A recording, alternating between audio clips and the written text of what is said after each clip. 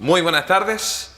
Continuando nuestra serie a través de la Biblia, el día de hoy vamos a continuar con el libro de Éxodo. Como lo mencionamos en la primera semana, los primeros 5 libros de la Biblia, desde Génesis hasta Deuteronomio, lo que se llama el Pentateuco para la comunidad cristiana y además el Torah para la comunidad hebrea, vemos que fueron escritos por Moisés.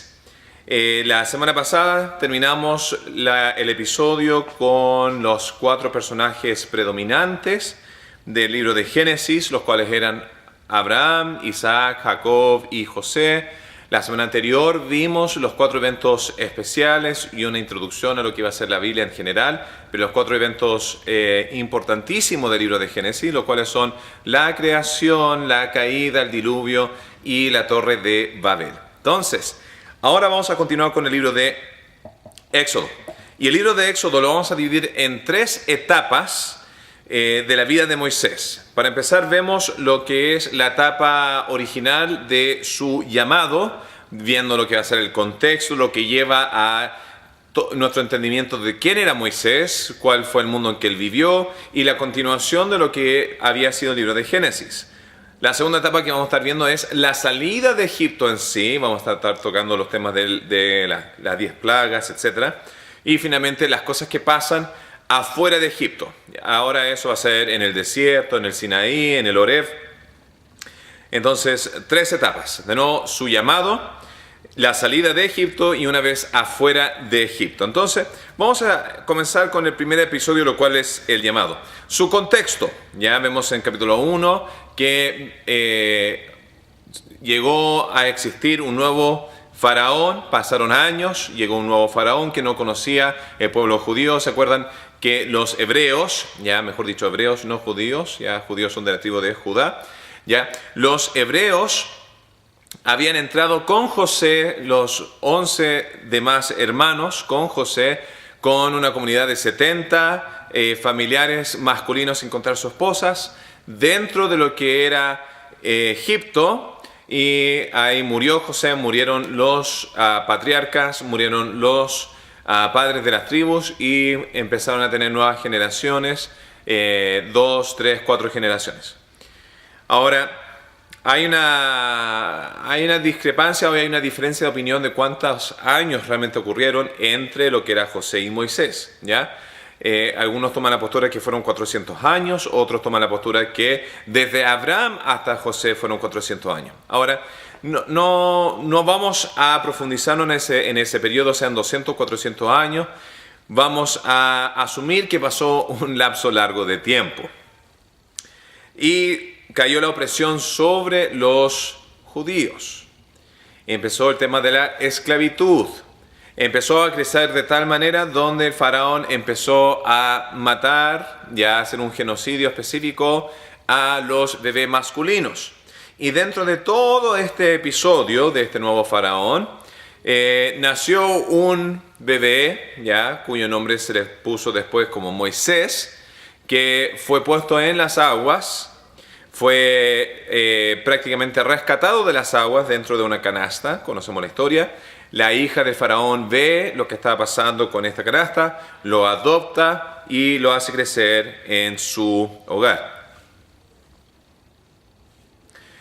Ahora, pasa el tiempo y vemos que Moisés debe conocer su originalidad. Ya vemos que la madre misma de Moisés tuvo la oportunidad de cuidar a Moisés por manos de la hija de faraón. Tuvo su herencia, sus raíces los conoció, y hubo un episodio a la edad de 40 años que vio a un egipcio atacando a un hebreo. Él fue y defendió al hebreo y murió el egipcio tratando de hacer justicia. El día siguiente después vio a otros 2 hebreos peleando, trató de venir y restaurar la situación, pero le confrontaron diciendo que ya sabemos qué ocurrió previamente. Eso llegó a noticias de Faraón. Faraón quiso matar a Moisés y Moisés tuvo que arrancarse a lo que es el desierto, a la tierra de Madián.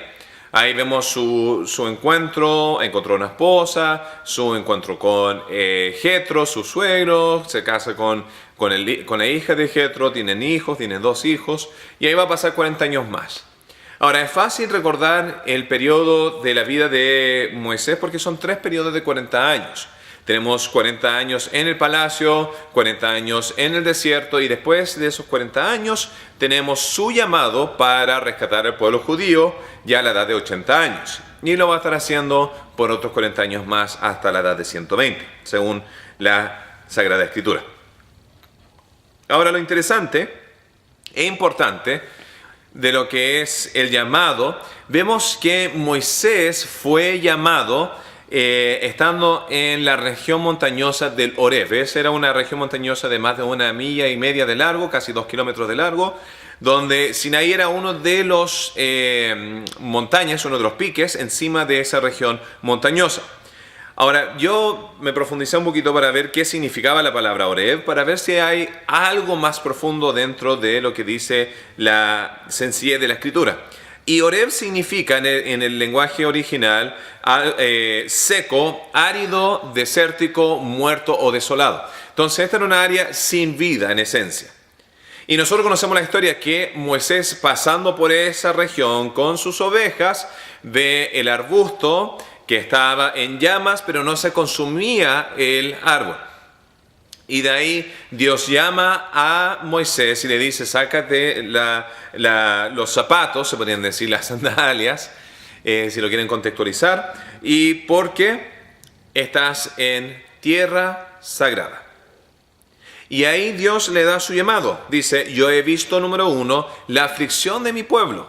Esto no es algo de ignorancia, no es algo que ha pasado por alto sin que yo me dé cuenta. Número 2, además de ver la aflicción, además voy a liberarlos de aquella aflicción. Ahora, Dios no es solamente un Dios que se percata de las cosas que están pasando, sino es un Dios justo que hace justicia. Dice que va a liberar a su pueblo de aquella aflicción. Y finalmente, número 3, vemos que le dará una tierra nueva, que es la tierra prometida. La tierra que le había prometido ya a Abraham, a Isaac y a Jacob. Entonces, cuando uno ve lo que está pasando en este contexto, uno podría tal vez leer dentro de esta imagen que el Oreb realmente podría incluso representar a Israel mismo, que demuestra algo desolado, algo muerto, algo que no tiene mucha vida o no mucho potencial. La promesa que se había dado a Abraham, han pasado ya 400 años y no se ha visto aquella gran bendición que habían estado esperando, y muchos podían mirar a menos a Israel porque era un pueblo de esclavitud bajo el imperio egipcio.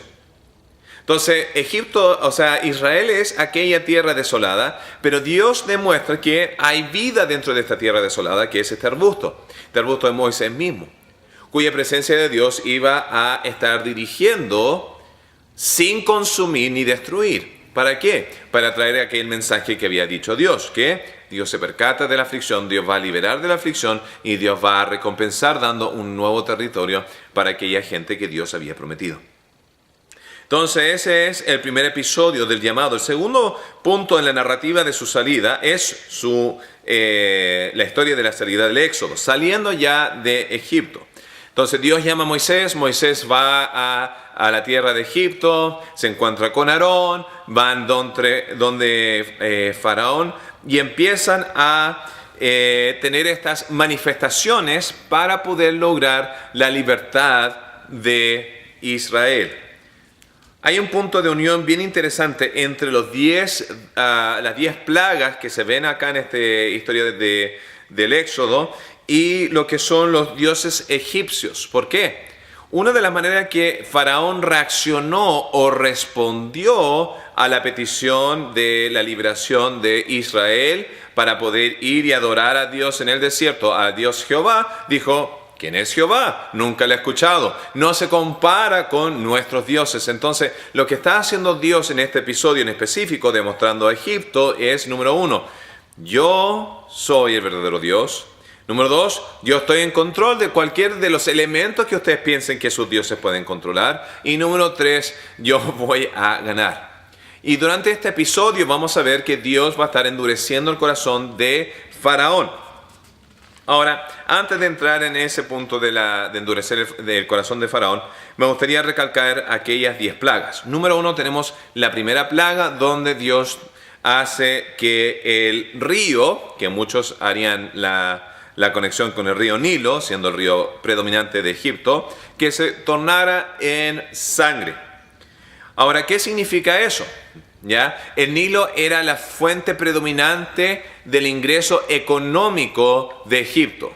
De la misma manera que podría ser el cobre para el norte de Chile, o podrían ser otros elementos para otros países. En el caso de Egipto, Egipto se basaba su parte económica, su parte de salud, su parte alimenticia. Todas las cosas se tornaban alrededor de este un punto que era el río. Ahora, esta fuente económica de dependencia nacional se hacía referencia, se veneraba como las venas mismas de Osiris, donde renacía cada año y tenían elementos místicos. ¿Ya? Su adoración de nuevo iba hacia aquello que le proveía. Entonces, ¿Dios qué hizo? No removió el río, sino lo contaminó. ¿Ustedes creen que esta es las venas de Osiris, que las venas obviamente llevan sangre? Ahora les doy lo que ustedes quieren. Acá en sangre les doy el río Nilo. El segundo episodio de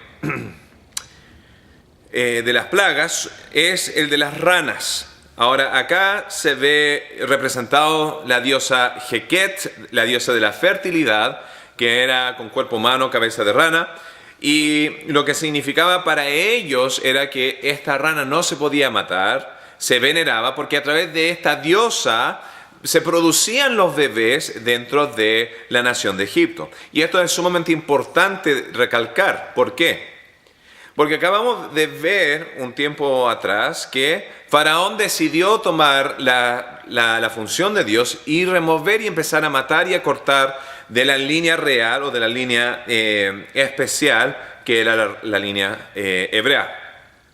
Entonces, si es que no se podían matar las ranas, Dios dijo ya, ¿quieren tanto las ranas? Aquí le entrego las ranas. Y habían ranas por todas partes, en las calles, en los mercados, donde iban, en las casas, en la cocina, en la cama, por todas partes, y no se podían matar.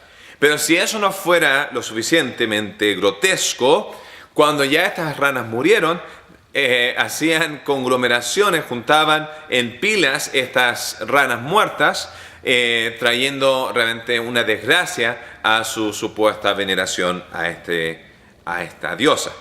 También de nuevo tenemos el de los piojos, las moscas, el ganado, las úlceras, el granizo, la langosta, tinieblas y la pascua. Esos son las 10 plagas. Ahora, para no entrar en lo redundante de que cada uno significa cada cosa, en esencia lo que golpeaban estas cosas, estas plagas, era el elemento económico, ¿ya? El ganado muriendo, el granizo destruyendo, la langosta comiendo lo que ya apenas quedaba. Entonces, la dependencia económica que tenía Egipto hacia sus dioses, Dios lo removió. Atacó además el ingreso alimenticio. Atacó su comodidad, atacó el tema de salud y por sobre todo el tema de dolor, perdiendo un ser querido. Ahora, la importancia de lo que fue la Pascua, la última, ¿ya?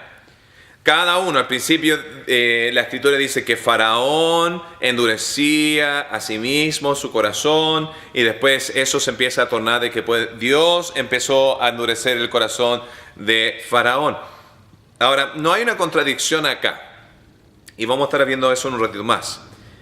Pero el punto que sobrebalsó lo que podría decir el vaso en el caso de Faraón fue el hecho de haber perdido su hijo primogénito. ¿Por qué? Su primero en nacer. Porque Faraón se autorreflejaba o se autodenominaba o se autoconsideraba un dios. Y siendo un dios, él al morir iba a dejar su reino, su imperio, su trono, ¿hacia quién? Hacia su hijo. Entonces, ese siendo el caso, murió el próximo Dios.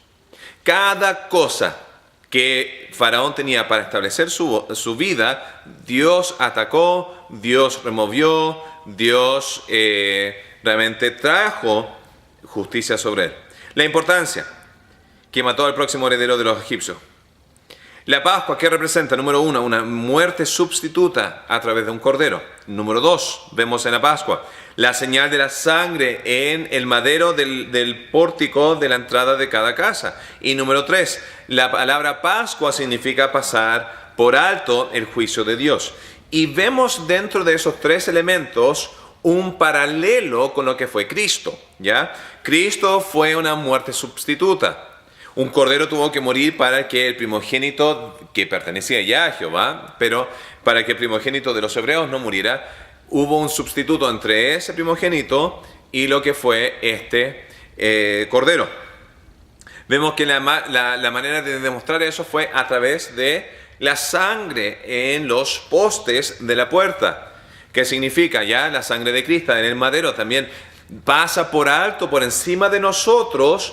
El juicio de Dios ya no nos ataca a nosotros porque ya el precio fue pagado. Y finalmente, pasa por alto.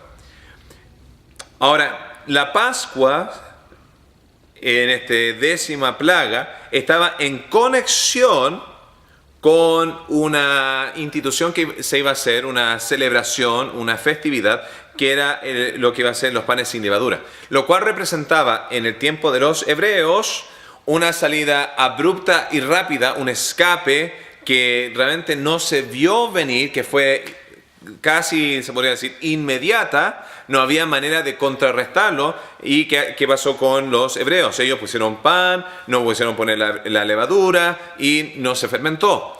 Pero la manera en que eso se representa en el Nuevo Testamento es que Cristo es aquel pan sin levadura, sin pecado, que por nosotros es entregado, y se ve otro paralelo ahí en la imagen de Cristo.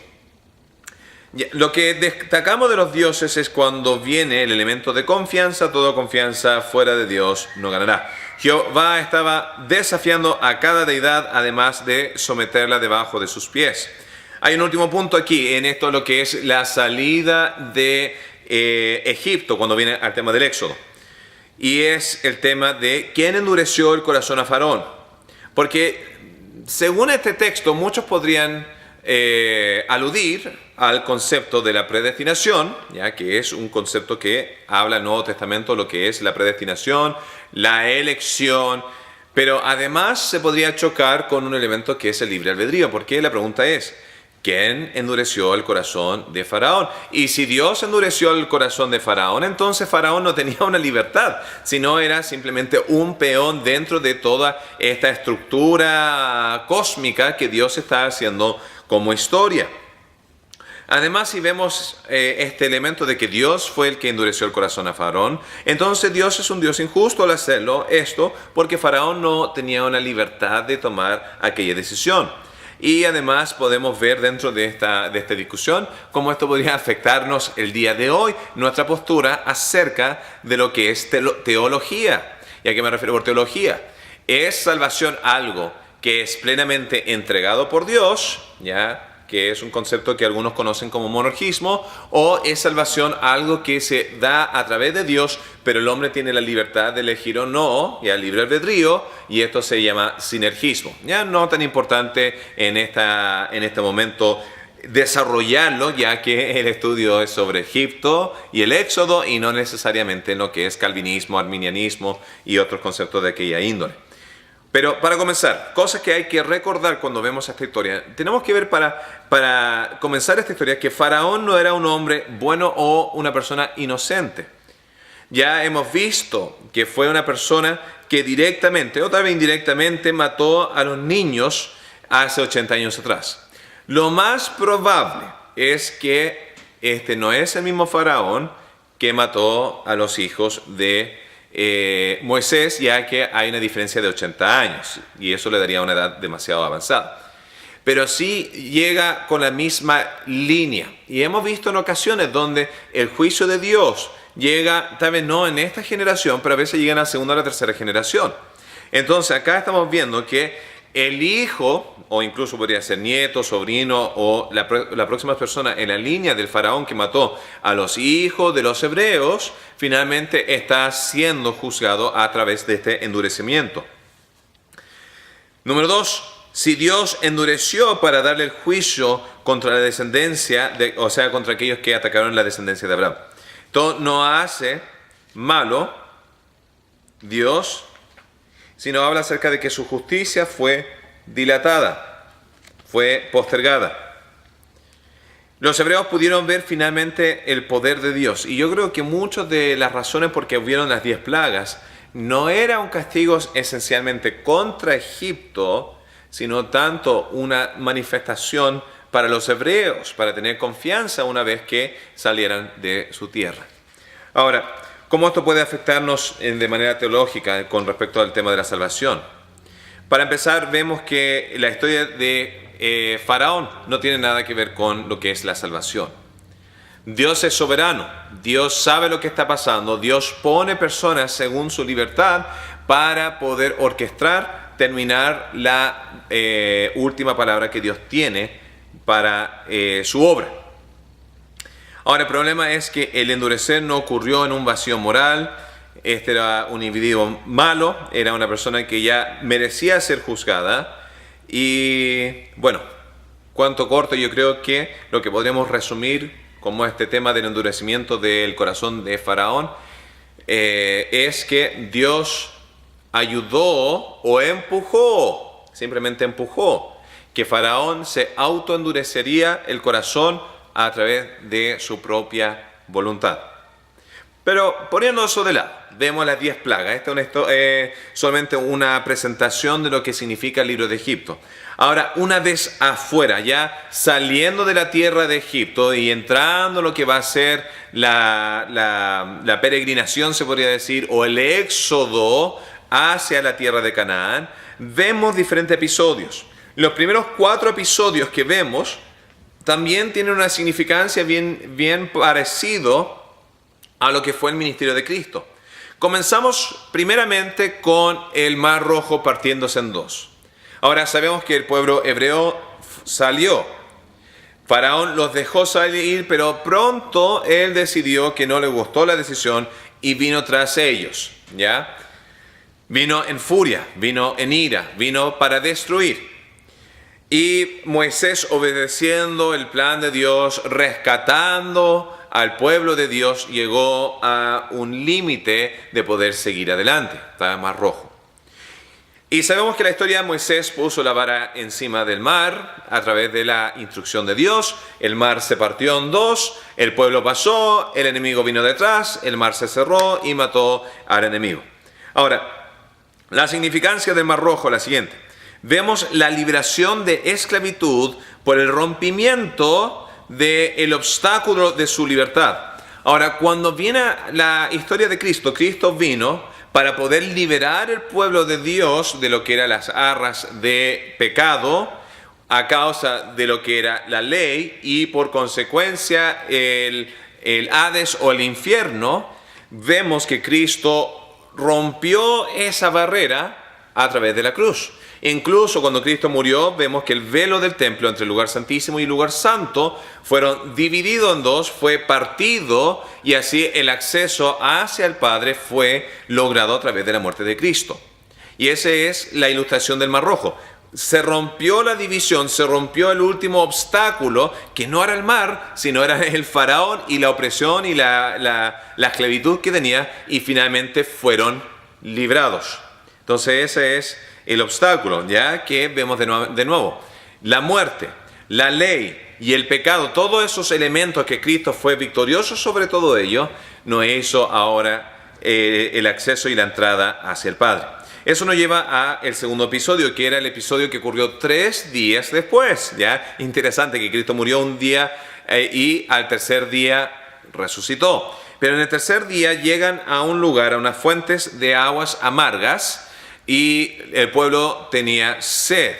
Y empezaron a murmurar contra Moisés. Y Moisés oró, Dios les dio la respuesta, cortaron un árbol, el árbol cayó sobre estas fuentes, y lo que era amargo se tornó en dulce. ¿Cómo fue? A través de un milagro. Ahora, la imagen acá era que a través del árbol cayendo, a través de este sacrificio, a través de esta ruptura de este madero, lo que antes era un elemento amargo de fuente de conocimiento, que la Biblia se conoce como fuente de conocimiento o agua para nosotros, eso se tornó en algo dulce.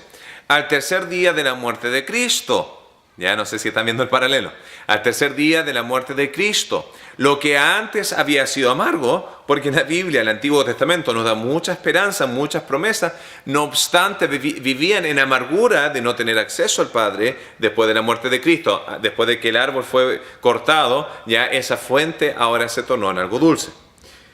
El tercer episodio es el episodio del maná. Ahora ahí están reclamando, están murmurando, están teniendo hambre y Dios provee lo que va a ser el sustento necesario para que ellos vayan en aquella travesía. Y la imagen que da acá es la siguiente.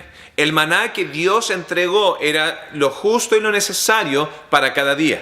Y aquellos que guardaban más para el día siguiente se podrían. ¿Por qué? Porque Dios quería enseñar una dependencia 100% sobre Dios. Y de la misma manera, cuando nosotros aceptamos al Señor, el pan de vida que es Cristo, el pan de vida que es la presencia del Espíritu Santo en nuestra vida, el pan de vida que es su Santa Escritura, la Biblia, nos da lo que nosotros no necesitamos de aquí a 5 días, 10 días, un año, sino Dios nos da lo que necesitamos cada día. Sea en el ámbito de alimentación, sea en el ámbito de crecimiento, sea en el ámbito de dependencia. Dios nos da lo que nosotros necesitamos diariamente. Y por eso cuando Cristo nos enseñó lo que iba a ser la oración modelo, no que teníamos que repetirlo tal cual con vanas repeticiones, sino la manera de la estructura de una oración, Jesús enseña: el pan nuestro de cada día, dánoslos hoy. Es una dependencia diaria. Y el cuarto episodio, ya que ocurre justo después de la liberación de los judíos, o de los hebreos, disculpa mi error, es el episodio con el Oreb. Y el episodio con el Oreb era que tenían sed, llamaron a Moisés, Moisés habló con Dios, oró al Señor, Dios le dio la respuesta y le dijeron que tenía que golpear la piedra y así el agua de vida iba a venir sobre ellos, ¿ya? Y acá vemos de nuevo el refrigerio que produce Cristo.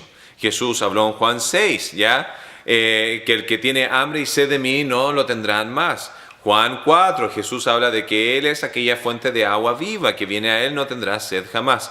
Entonces habla acerca de un refrigerio que Cristo nos da. Y cuando nosotros estamos con Dios a través de Cristo, nosotros tenemos ese mismo refrigerio para poder avanzar diariamente en nuestras vidas cristianas.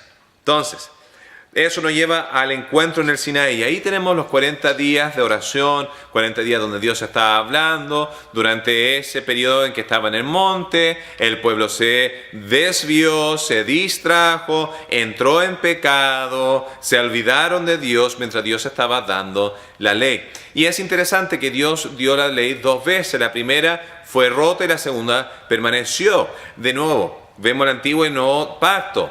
El primer pacto fue roto, pero no fue roto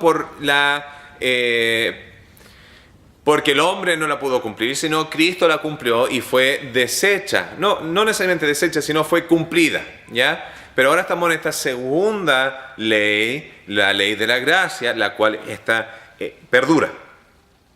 Y acá tenemos los 10 mandamientos. Y de la manera en que uno estudia los 10 mandamientos son los primeros 4, ¿ya? Nos dan nuestra relación vertical con Dios, ¿ya? De no tener otros ídolos, de solamente adorar a Dios, de no hacer escultura, de honrar el sábado, ¿ya? Honrar el día del Señor. Y esos 4 mandamientos son para nuestra relación vertical con el Padre. Los otros 6 mandamientos tienen por noción una relación horizontal, donde estamos en armonía con nuestros hermanos, donde no hay codicia, donde no hay robo, homicidio, falso testimonio, ¿ya? Estos son elementos para poder mantener una buena relación horizontal en la sociedad. Ahora, de ahí, después de los 10 mandamientos, entran a través de unos capítulos específicos, hablando de leyes específicas.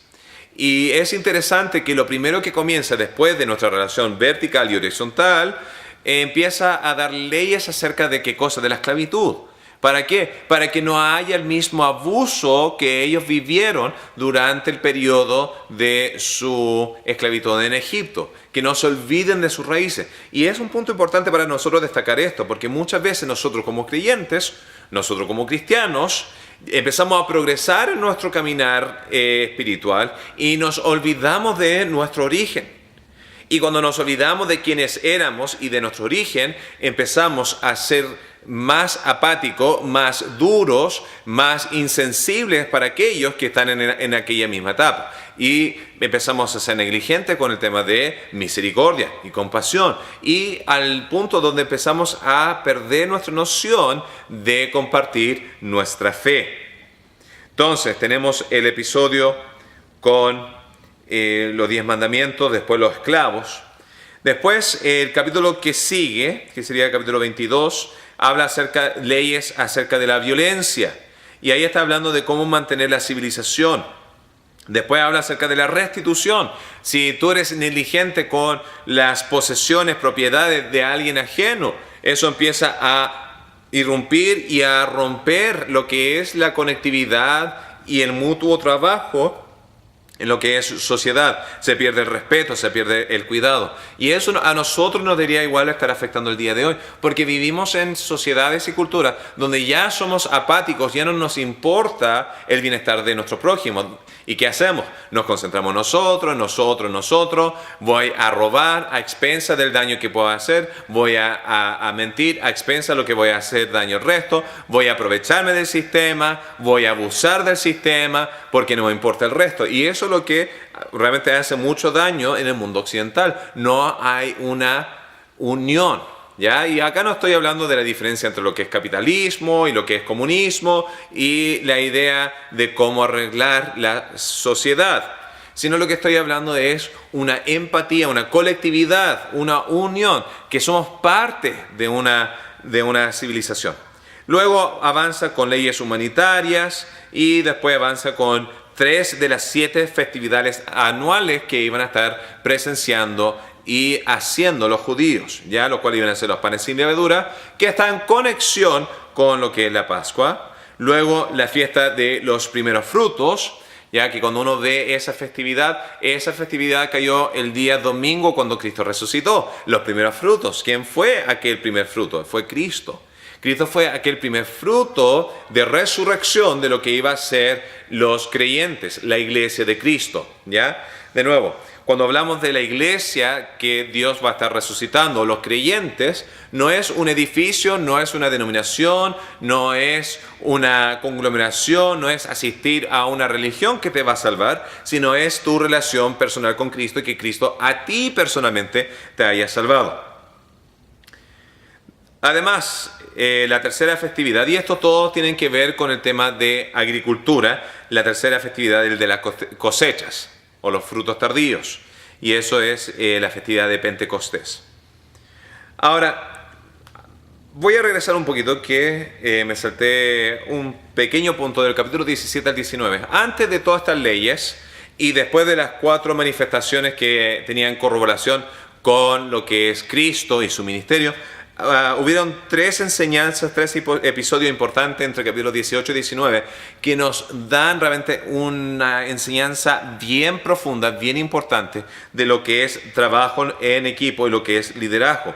¿Por qué? Vemos para empezar en capítulo 18 la batalla con Amalek. La batalla con Amalek fue un episodio donde Josué llevó al ejército, Moisés estaba en un monte y tenían que estar con la vara de Aarón arriba, orando para la victoria del pueblo Israel abajo, y cuando bajaba aquella barra, empezaba a perder el equipo de Dios, y cuando la barra estaba arriba, empezaba a ganar el equipo de Dios, ¿ya? Cuando Cristo es exaltado en la iglesia, ahí tenemos la victoria. Cuando Cristo empieza a bajar en nuestras congregaciones, ahí nuestra congregación empieza a perder. Pero el punto importante acá era que Moisés no estuvo solo, tenía 2 varones, uno a cada lado, ayudándolo a sostenerlo. ¿Para qué? Para poder tener la victoria. Y es importante nuestro caminar cristiano, y esto es un reflejo dentro de lo que es también nuestra, no solamente en el liderazgo, o sea, en el pastorado o lo que sea, sino en nuestra vida cotidiana, de tener amistades que nos estén ayudando a levantarnos para poder seguir adelante. Y eso fue lo que tenía Moisés. Cuando después visitó Jetro, su suegro, vio que Moisés estaba haciendo todo solo y dijo, si tú sigues así vas a colapsar, tú tienes que aprender a delegar. Y ahí emprendemos además un principio bastante importante que tiene que ver con el elemento de trabajo en equipo. Si tratamos de hacer toda la obra de Dios solos, sin realmente trabajar con la unidad de la familia de Dios que Dios nos ha dado ahora, que es nuestra congregación, vamos a tarde o temprano colapsar. Entonces, esas son lecciones de capítulos 18 y 19 que me había saltado con respecto a lo que es el trabajo en equipo. Volviendo, la última etapa, se podría decir, del libro de Éxodo, o la parte predominante que vemos del libro de Éxodo, tiene que ver con respecto a lo que es la construcción del tabernáculo, que iba a ser el punto de encuentro entre Dios y el hombre. Ahora, la función de un profeta es de vocear, ya de parte de Dios, vocear Dios el mensaje al hombre. La función del sacerdote que está trabajando en el tabernáculo es de ser el representante de unión del hombre hacia Dios a través de las normativas de lo que Dios estaba enseñando.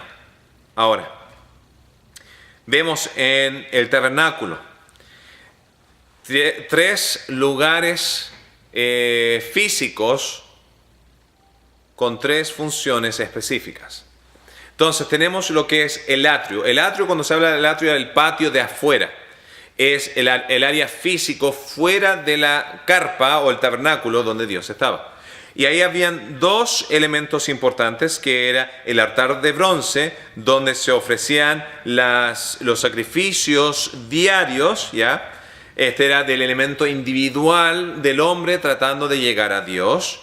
Y después de ahí había el lavatorio de bronce también, donde el sacerdote se lavaba de su inmundicia, empezaba lavándose, hacía los sacrificios, se lavaba de nuevo, y cada vez que iba desde los sacrificios a la presencia de Dios se tenía que purificar y purificar y purificar, ¿ya? Y en esencia, cuando nosotros vemos el ministerio de Cristo, cuando Él se bautizó, Cristo no tenía que bautizarse para lavarse sus pecados, porque no había pecado en Cristo. Sino acá estamos viendo una imagen de la función de sacerdote, donde Cristo está siguiendo los estándares, las normativas, la estructura que Dios había dado para los sacerdotes para entrar adentro de lo que iba a ser el tabernáculo. Dentro del tabernáculo habían 2 elementos, está el lugar santo y el lugar santísimo. En el lugar santo, ahí entraban, ya afuera estaban los ciudadanos de los hebreos. Dentro del lugar santo, no el santísimo, el lugar santo, ahí entraban todos los sacerdotes, ya según sus órdenes, según su función.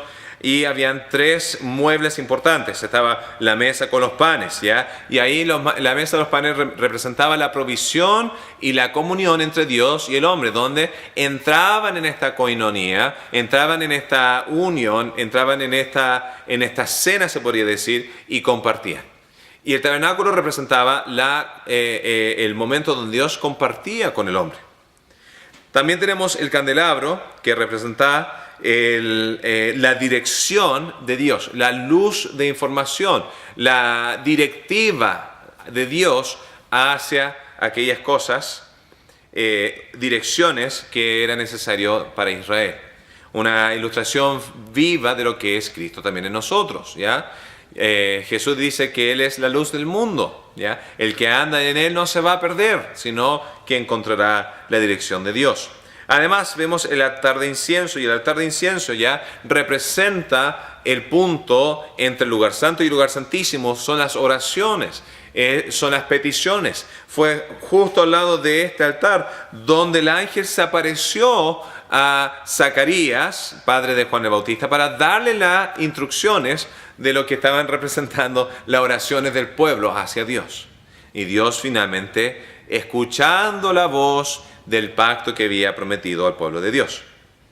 Entonces esos eran los tres muebles dentro del lugar santo, y eso después nos empuja o nos dirige al lugar santísimo, que era la presencia mismísima de Dios. Acá solamente el sumo sacerdote entraba para poder hacer el sacrificio en el día de expiación. Acá representa la dirección de Dios o la presencia de juicio de Dios, y estaba el arca del pacto, que representa el trono de Dios.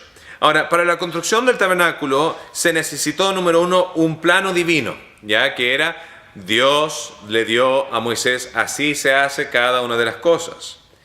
Después Dios dijo que iba a inspirar, lleno del Espíritu Santo, a dos individuos para poder lograr hacerlo. Y esto significa gente inspirada para hacerlo. Y finalmente, cuando Moisés ya dio la normativa de cómo iba a ser, dijo al pueblo, ahora necesitamos sus ofrendas. Y Dios había provisto al pueblo de Dios, que eran esclavos, los materiales para poder hacerlo a través de los aretes, las argollas, los elementos de oro que tenían las mujeres, y a través de todo esto se hizo. Ahora llega un punto donde estaban dando, y Moisés tuvo que llegar a un punto de decir, ya, no más dar, porque ya tenemos todo lo necesario, ¿ya? Y yo he escuchado muchas veces que es el sueño de cada pastor. ¿De qué? De que den tanto que tengan que decir ya no más. Ahora, yo no voy a ir en esa dirección, porque Dios ha sido bastante bueno con nuestra congregación. Pero lo que sí quiero llegar es lo siguiente. Cuando vemos esos tres episodios para construir el tabernáculo, podemos de nuevo hacer un paralelo con lo que es la iglesia. ¿Por qué? Número uno, tuvo que tener un plano divino, ¿ya? La iglesia no fue un accidente. Tenemos la Biblia, la Sagrada Escritura, que nos da la instructiva de cómo se tenía que hacer. Dios no dijo hagamos una iglesia y lo dejó al vacío, sino Él tiene normativa. Y ese es uno de los peligros más grandes que se ve en el día de hoy en el movimiento moderno de las iglesias, donde están diciendo deshagámonos de toda la manera en que hemos hecho la iglesia y tratemos de inventar algo nuevo.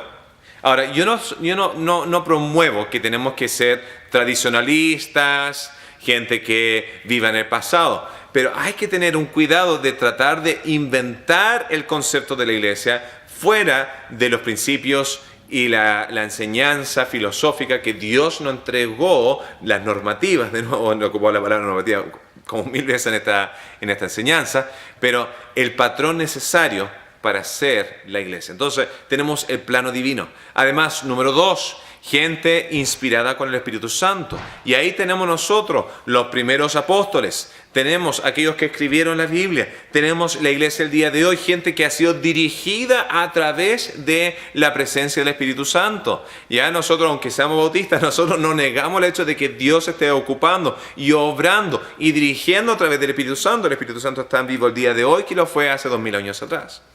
Ahora, nosotros no compartimos, sí, con algunas de las creencias y prácticas que alguna otra iglesia implementa. Y esa va a ser una lección para más adelante. De nuevo, reenfocándonos al libro de Éxodo. Pero el tercer punto importante que vemos cuando viene al tema de la iglesia y lo que fue el tabernáculo, fue el sacrificio que tomó cada persona para hacer el tabernáculo posible. Y 2000 años de sacrificio de personas, de hombres, ¿ya? Grandes personajes históricos, ¿ya? Que han moldeado la historia a través de su sacrificio. El día de hoy nuestra iglesia no estaría si no hubiera sido por el sacrificio de la generación pasada. Nuestra iglesia el día de hoy no estaría en existencia si no fuera por el sacrificio de otras iglesias que han aportado para lo que es el día de hoy. La iglesia de hoy no sería lo que es nuestra congregación, Iglesia Bíblica Bautista de Altos Pisos, si no fuera por el sacrificio que personas hicieron en la vida de los miembros mismos de nuestra iglesia, lo cual han hecho que nuestra iglesia pueda florecer y seguir adelante. Entonces, el plano de Dios, el plano divino, gente inspirada y el sacrificio del pueblo. El libro de Éxodo termina con lo siguiente. Terminan el tabernáculo. Tienen la primera ola de enseñanzas divinas.